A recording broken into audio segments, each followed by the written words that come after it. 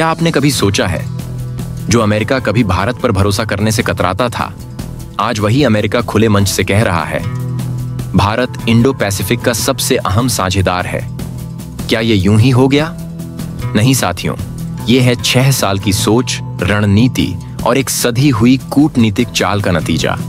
पहले अमेरिका ने Indo Pacific को लेकर एक नई रणनीति बनाई, एक नया ब्लॉक बना, क्वाड 2, जिसमें थे अमेरिका, जापान, ऑस्ट्रेलिया, फिलीपींस। लेकिन जानबूझकर भारत को बाहर रखा गया। क्यों?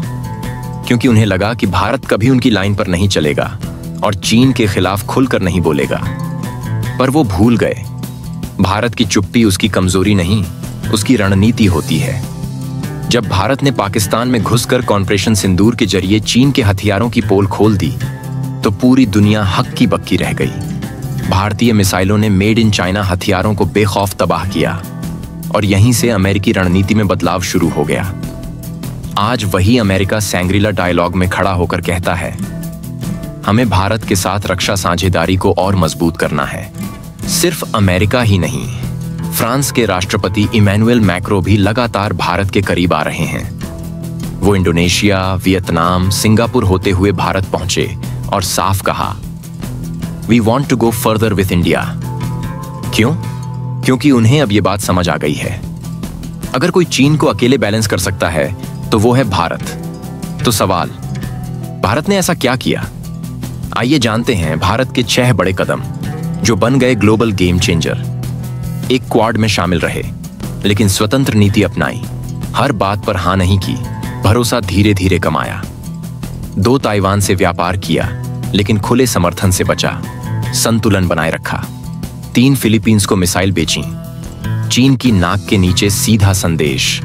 4, वियतनाम और इंडोनेशिया से मिलिट्री कून ऑपरेशन बढ़ाया, हिंद महासागर से साउथ चाइना सी तक भारत की पकड़। 5, ऑस्ट्रेलिया, जापान, कोरिया के साथ सैन्य अभ्यास, लोकतांत्रिक गठबंधन की नई ताकत। 6, किसी ब्लॉक का हिस्सा नहीं बने, न नेटो न RIC, क्योंकि भारत की नीति साफ है, हम किसी के खिलाफ नहीं हैं, लेकिन अपने हितों से कभी समझौता नहीं करेंगे।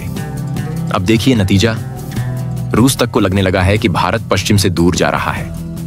पुतिन ने खुद कहा, पश्चिम भारत को हमसे दूर कर रहा है। लेकिन भारत जानता है, चीन कभी भरोसेमंद साझेदार नहीं बन सकता। आज अमेरिका भारत को इंडो पैसिफिक में फ्रंटलाइन लीडर बनाना चाहता है।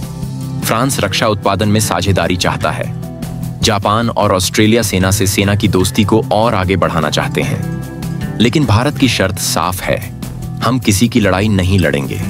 हम अपनी नीति, अपनी सोच और अपने फैसलों के साथ खड़े हैं।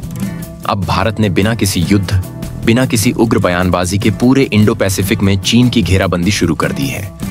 ताइवान से व्यापार, फिलीपींस को मिसाइल, जापान से टेक्नोलॉजी, वियतनाम को ट्रेनिंग, इंडोनेशिया से समुद्री सुरक्षा समझौता। चीन के चारों ओर भारत का कूटनीतिक घेरा तैयार है और यही वजह है कि आज भारत ग्लोबल पावर सेंटर बनकर उभर रहा है।